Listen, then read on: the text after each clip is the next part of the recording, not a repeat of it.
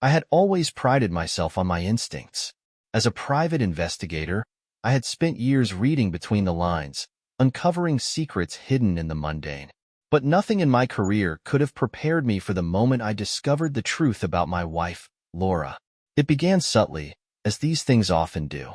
Laura had always been a creature of habit.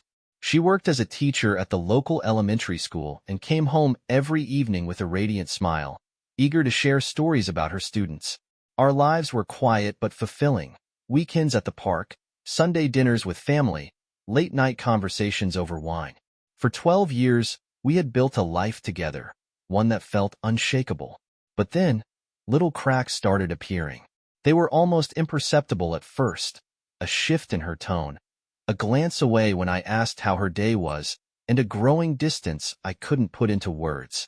Laura began staying late at school more often, claiming she had meetings with parents or extra work to prepare for upcoming lessons. She was a dedicated teacher, so I didn't question it. Not at first.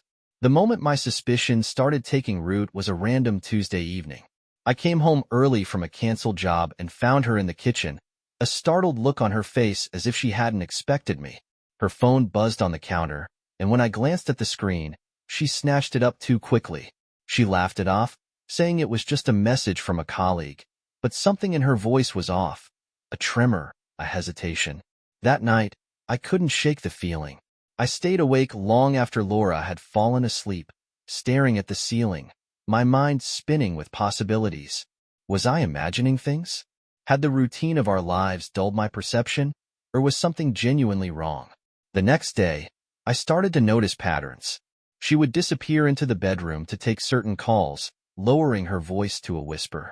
There were sudden shopping trips where she'd return with nothing but a flimsy excuse about needing air. Her wardrobe subtly changed. New clothes I hadn't seen her buy, slightly more revealing, like she was trying to impress someone. I told myself I was being paranoid. After all, Laura and I had always been honest with each other. Trust was the foundation of our marriage. But trust, I realized, could be a fragile thing when faced with the unknown. One evening, while Laura was in the shower, I gave in to my curiosity. I picked up her phone, heart pounding as I unlocked it with the password I'd seen her use countless times. Her texts seemed innocuous at first. Chats with her friends, messages about work. But then I found a name I didn't recognize. Officer Daniels. The messages were short, casual even, but there was an intimacy to them, a playful tone I hadn't heard in her voice for months. Miss seeing you today. Tomorrow night? Usual spot? You always make my day better. The words cut through me like a knife. My hands trembled as I scrolled through the thread, trying to piece together the story they told. It wasn't overtly incriminating, but it was enough to plant a seed of doubt so deep, it began to take root in my soul. I spent the rest of the night in a daze, replaying every interaction we'd had in recent weeks, analyzing her words and actions for clues I might have missed.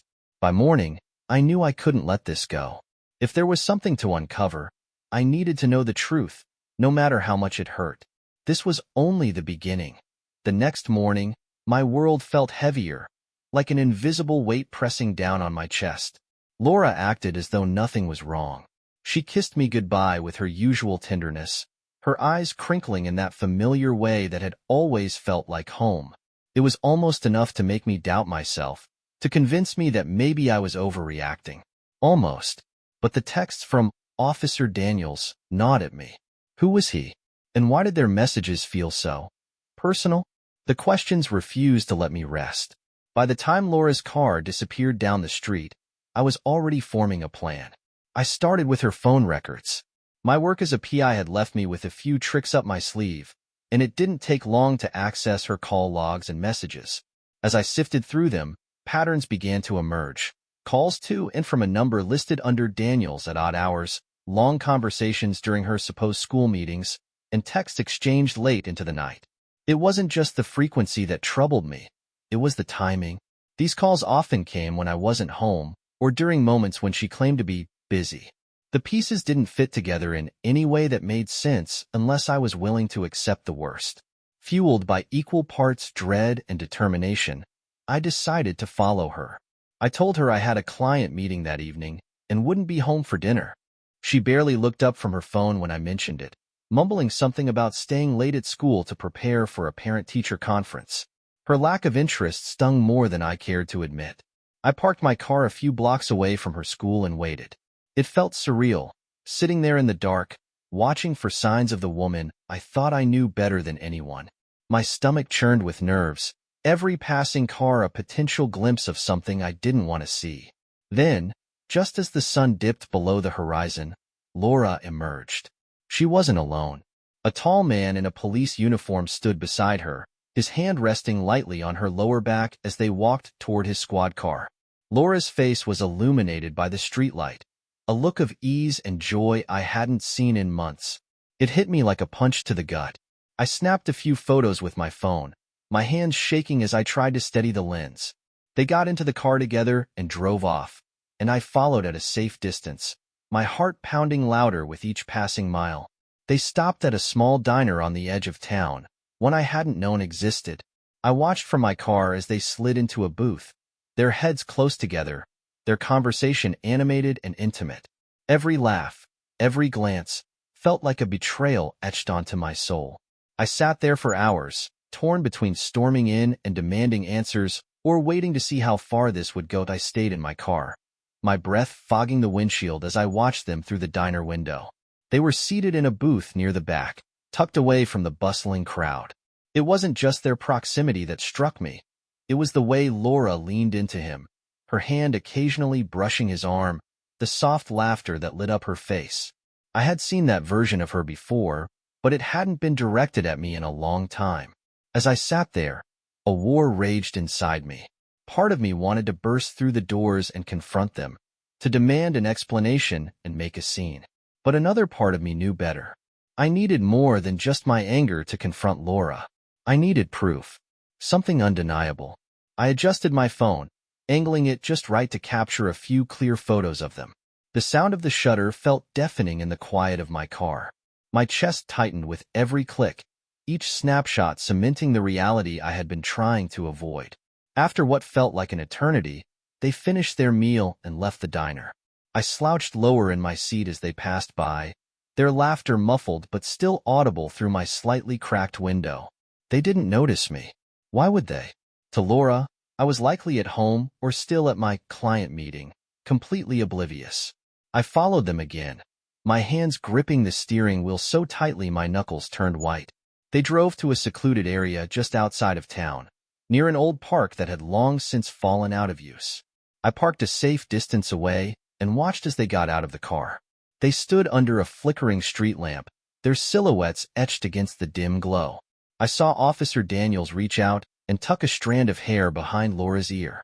It was a simple gesture, but it felt intimate in a way that made my stomach churn. Then, he kissed her. My world tilted on its axis. Even though I had suspected this, had almost expected it, it didn't dull the blow. Seeing her in another man's arms, so comfortable, so unguarded, shattered something deep within me. This wasn't a misunderstanding or a mistake. This was a choice she had made, repeatedly. I couldn't look away, even as every fiber of my being screamed at me to leave. I grabbed my phone again, recording this time. The video would be grainy in the low light, but it didn't matter. It was enough. Enough to confront her, enough to take action if it came to that. They lingered for a while, talking and laughing like they were the only two people in the world. When they finally parted, she got into her car and drove home, while Daniel stayed behind, his figure disappearing into the shadows of the park. I sat in my car, frozen, staring at the empty spot where they had stood.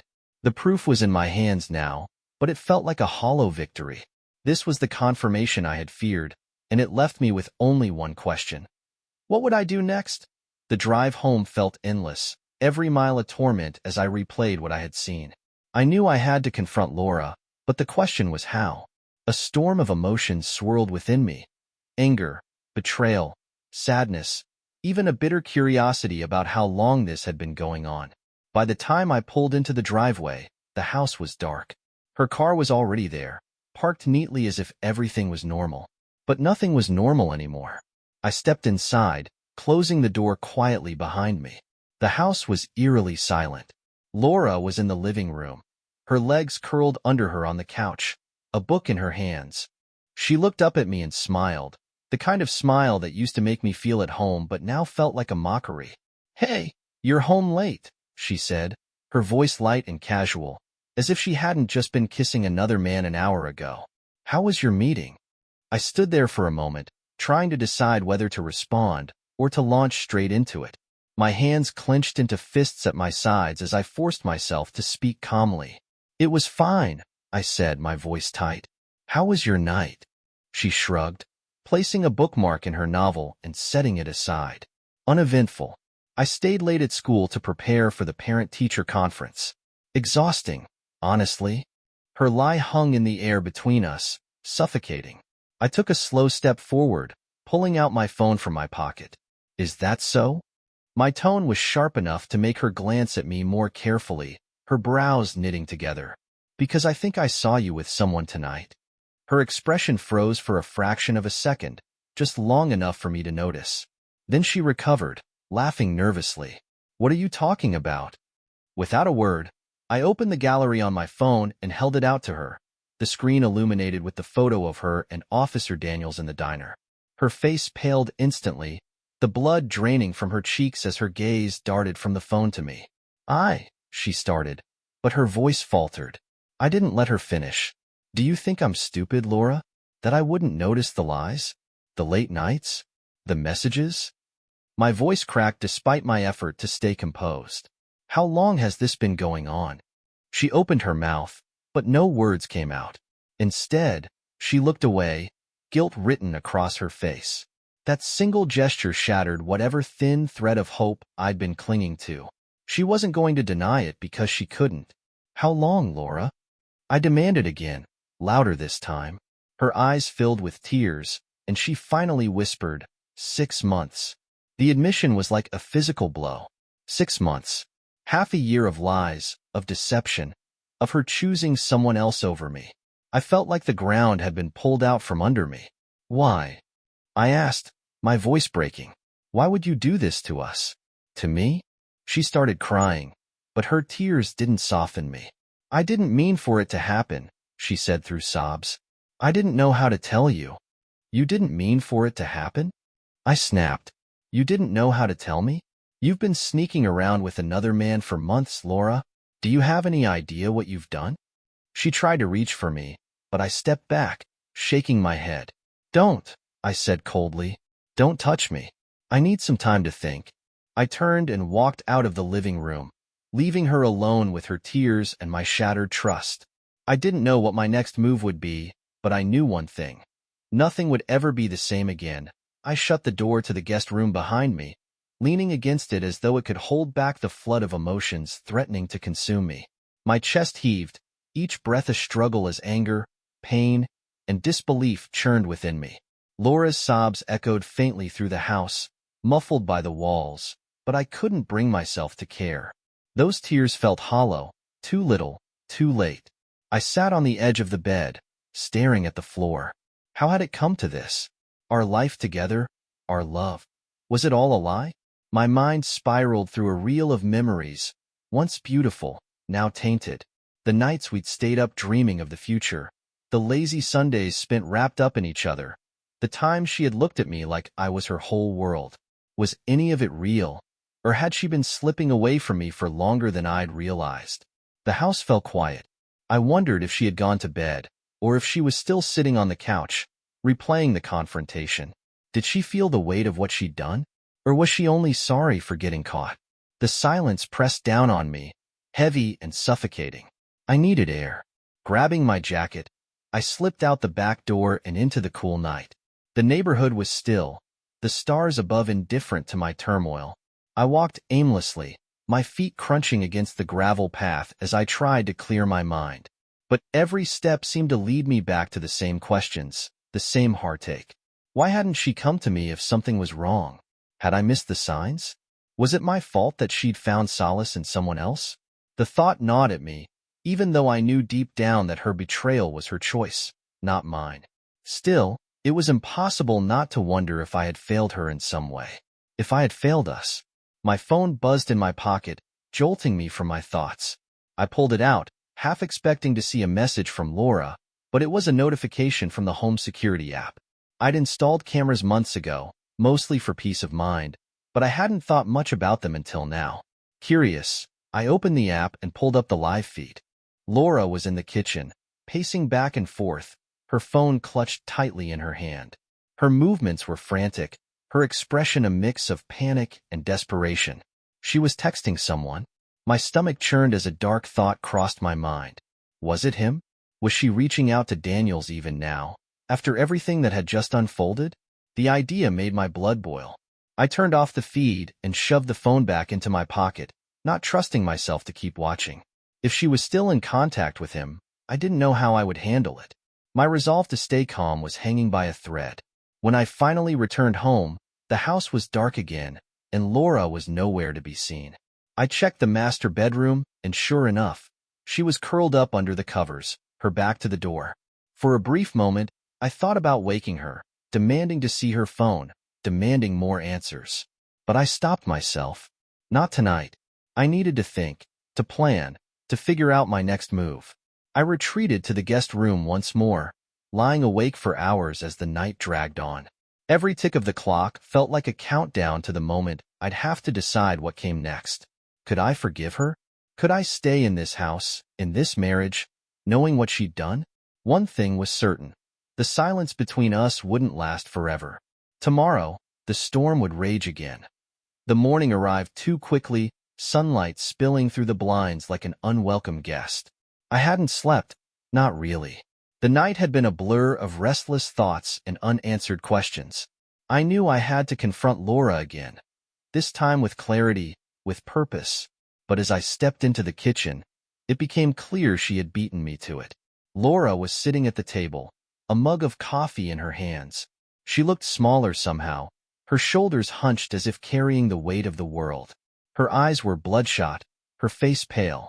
She had been crying again, that much was obvious. When she saw me, she opened her mouth as if to speak, but no words came out. I poured myself a cup of coffee, keeping my movements slow, deliberate. The silence between us felt sharp, cutting deeper than any argument could. Finally, I sat across from her, the table a battlefield neither of us wanted to cross. "I didn't sleep," she said, her voice barely above a whisper. "I couldn't stop thinking about everything." "Good," I replied, my tone colder than I intended. "You should be thinking about it." Her hands trembled around the mug, and for a moment, I almost felt sorry for her. But then the memory of last night, her laughter, her kiss with Daniels, flashed in my mind, hardening my resolve. "I need to know why, Laura," I said, leaning forward. "I need to know what led you to him." She flinched at my words, as if the mere mention of Daniels hurt more than anything else I could say. "It wasn't planned," she said, her voice breaking. "It just happened." "Things don't just happen," I snapped, my frustration bubbling over. "You made a choice. You lied to me, you betrayed me, and now you're sitting here acting like it was out of your control?" Her tears came then, spilling down her cheeks as she shook her head. "You don't understand," she said, her voice thick with emotion. "I've felt lost for so long, like I'm invisible, like I don't matter." Her words caught me off guard. "Lost?" I repeated, struggling to process what she was saying. "Laura, we've been married for 12 years. I've always been here for you. How could you feel invisible?"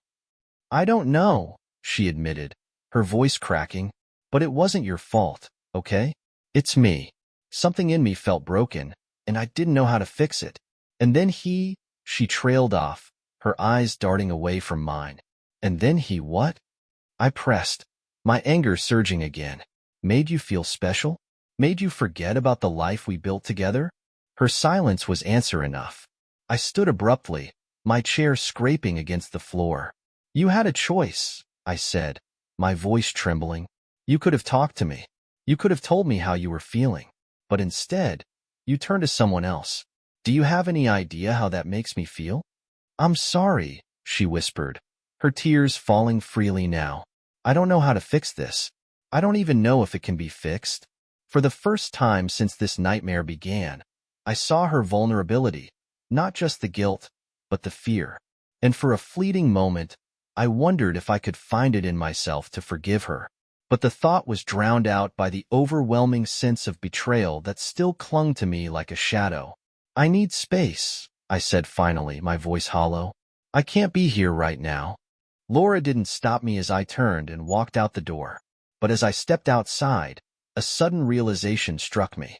This wasn't just about her. This was about us. Everything we had been, and everything we might never be again. For the first time, I wasn't sure if love would be enough. I drove aimlessly for hours, the city passing in a blur of grays and blues. The morning commuters were out, oblivious to the storm raging inside me. My mind raced with questions, memories, and the raw ache of betrayal. I couldn't go home, not yet. I needed answers, not from Laura, but from the puzzle pieces scattered around her lies. Eventually, I parked at a quiet diner on the edge of town, a place where no one would bother me. The smell of burnt coffee and sizzling bacon hung in the air as I slid into a booth by the window. I stared out at the empty parking lot, my phone clutched in my hand. I wasn't sure what I was searching for, but the silence in the diner gave me the space to think. My first move was simple, more digging. I had already saved Laura's texts and call logs, but I needed to understand the full extent of her connection with Officer Daniels. Pulling out my laptop, I logged into an account I had created years ago for work, a database of public records that often proved useful.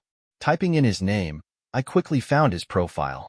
Sergeant Michael Daniels, 38, divorced, no children. A spotless record, decorated for years of service.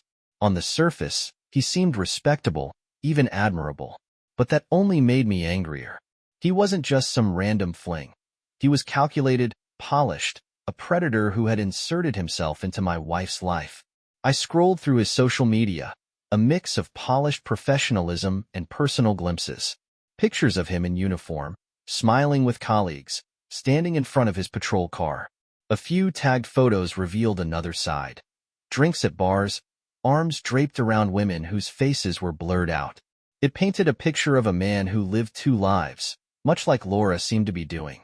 The more I dug, the more unsettled I became. Then, something caught my eye, an event flyer posted on his department's page from 6 months ago. A charity fundraiser held at the elementary school where Laura worked. The date aligned perfectly with the timeline she'd given me during our confrontation. That must have been where they met. My stomach churned as I imagined how it had started. Casual conversations, shared smiles, the slow erosion of boundaries. I envisioned him complimenting her, making her feel seen in a way she hadn't felt in years. And her, accepting it, leaning into it, until it spiraled into what I'd witnessed last night. I clenched my fists, trying to keep the anger at bay. I wasn't done yet. Using the same tools I'd once relied on for work, I tracked his address. It wasn't far from here. My fingers hovered over the keyboard, contemplating my next move. Part of me wanted to show up on his doorstep, to confront him face to face. But another part of me hesitated. What would that accomplish? A shouting match? Violence? None of it would erase what had happened. Instead, I saved the address and closed the laptop. I needed to approach this carefully. I leaned back in the booth, staring at the untouched coffee in front of me. A waitress passed by, offering a sympathetic smile. She probably thought I was just another man having a bad morning. If only she knew. For now, I decided to head back. There was more to uncover, and I wouldn't rest until I knew everything. As I paid the bill and walked to my car, a grim resolve settled over me. This wasn't over, not by a long shot. When I pulled into the driveway, Laura's car was still there, parked neatly in its usual spot. My stomach twisted as I imagined her inside, going about her morning as though nothing had changed. But everything had changed. I wasn't the same man who had left the house earlier, and I wasn't walking back into the same marriage I thought we had. The moment I stepped inside, the tension hit me like a wall. Laura was sitting at the dining table, her laptop open, but she wasn't working. She was staring blankly at the screen, her hands clasped tightly around a mug of coffee that had likely gone cold. She looked up when I entered, her eyes puffy and rimmed with red. "You came back," she said softly, as if she hadn't expected me to. "For now," I replied, hanging my jacket by the door. I didn't move further into the room, keeping the distance between us. We're not done talking. She nodded, her lips pressing into a thin line. I know. The silence that followed was suffocating. I leaned against the wall, folding my arms across my chest. I've been thinking, I said finally, my voice steady but cold, and I want the truth. All of it. No more half-explanations or excuses. If you want any chance at fixing this, you'll give me the full story. Her face crumpled, and for a moment, I thought she wouldn't answer. But then she spoke, her voice trembling. It started 6 months ago, at the school fundraiser. I knew it. My research had been right, but hearing her confirm it still felt like a knife twisting in my chest. He came to help with security, she continued, her eyes fixed on the table. We started talking during the breaks. It was innocent at first, just small talk. But then, I don't know, he made me feel noticed. And I didn't? The question escaped before I could stop it, my tone sharper than I intended. Her head snapped up, her eyes pleading. That's not what I meant. You've always been good to me, but I don't know. I've felt lost for so long, like I've been fading into the background. And he saw me. My jaw tightened as I forced myself to stay calm. So what? That gave you permission to betray me? To throw away everything we've built together? No, she cried, her voice breaking. I didn't mean for it to go this far. It happened so slowly, and by the time I realized how deep I was in, I didn't know how to stop. I shook my head, unable to hide my disgust. You didn't know how to stop, or you didn't want to? Her silence was answer enough. I pushed off the wall, pacing the room as my thoughts raced. So, all those late nights, the lies about staying at school, it was all him? Yes, she admitted, her voice barely audible. And now? I asked, stopping to face her. Are you still talking to him? Still seeing him? Her hesitation was a second too long. No, she said, but her tone lacked conviction. I laughed bitterly, the sound foreign even to me. You're lying, Laura. I saw you with him last night. I followed you to the diner, to the park. Don't insult me by pretending this ended. Her face turned ghostly pale, her hands trembling as she set down the mug. You followed me? Yes, I said simply. And now I know the truth. She looked like she might collapse under the weight of her guilt. What happens now? She whispered, tears spilling down her cheeks. I stared at her for a long moment, my heart pounding. I don't know, I admitted. But I do know this. You've destroyed the trust between us. And I don't think you understand what it will take to rebuild it, if that's even possible. I turned and walked upstairs, leaving her to sit in the ruins of what we once had. The days that followed were a haze of avoidance and tension. I stayed mostly in the guest room, a self-imposed exile that served as both a reprieve from Laura's presence and a painful reminder of how fractured we had become. Laura, for her part, seemed lost. She went through the motions, cooking meals, cleaning the house, leaving for work. But the spark that had once defined her was gone. I found myself consumed by questions. Was this the end? Could we ever come back from this? At night, I scrolled through the photos and videos I had taken, proof of her betrayal staring back at me in stark, undeniable clarity. Each image was a dagger, a reminder of the life we had lost. On the third night, Laura knocked on the guest room door. Can we talk? She asked softly. I hesitated, then opened the door just enough to look at her. Talk about what? About us, she said, her voice cracking. I sighed, stepping aside to let her in.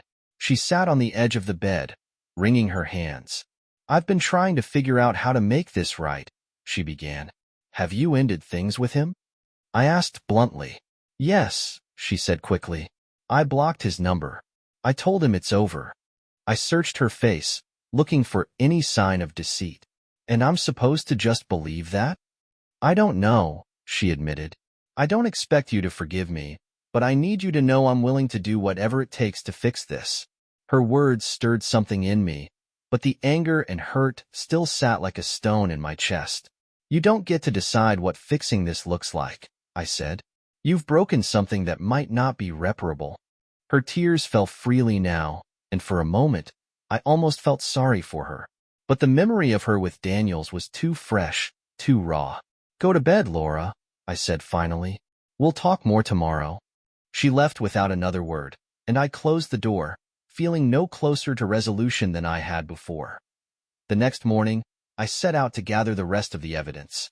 If Laura thought she could end this with a few words, she was wrong. I needed to know everything, every lie, every betrayal. Only then could I decide what to do. Using the tools of my trade, I dug deeper into Daniels' life. I traced his social media connections, found records of his activities, and even set up alerts to monitor his movements. I wasn't just looking for dirt. I was preparing for war. By midday, I had enough to confront him directly. But confronting Daniels wasn't about closure. It was about sending a message. I found Daniels at a local gym, his usual spot according to his social posts. When I walked in, his eyes met mine, and I saw the recognition flicker in his face. "Can I help you?" he asked, feigning ignorance. "You've helped enough," I said coldly, stepping closer. "Stay away from my wife." He scoffed, but his posture shifted. "She's the one who came to me," he said, smirking. Before I could stop myself, my fist connected with his jaw. The gym erupted in shouts as staff rushed to separate us. "This isn't over," I said as they pulled me away. When I got home, Laura was waiting, her face pale. "What happened?" she asked, alarmed. "I confronted him," I said flatly. Her eyes widened. "You didn't." "No, but he knows to stay away," I interrupted. "Now it's your turn to make a choice. Therapy, honesty, whatever it takes, or we're done." She nodded, tears streaming down her face. "I'll do it. I'll do anything." Therapy began that week, but it was harder than either of us expected. Every session unearthed more pain, more questions. Why had she sought out Daniels? What had I missed? Each answer felt like salt in the wound, but I forced myself to stay. Months passed, and slowly, the anger began to fade. Laura made real changes, cutting ties with anyone connected to Daniels, throwing herself into repairing our marriage. But trust is a fragile thing, and I wasn't sure if I could ever fully rebuild it. One night, as we sat in silence, I realized the decision was mine to make. I could choose to forgive, to rebuild, or I could walk away. "I need to know," I said, breaking the quiet. "Are you still the woman I fell in love with?" Laura looked at me, her eyes filled with regret and hope. "I'm trying to be." It wasn't the answer I wanted, but it was enough. For now. And so, we began again, knowing the road ahead would be long and uncertain. But sometimes, even in the ruins, there's a chance to rebuild.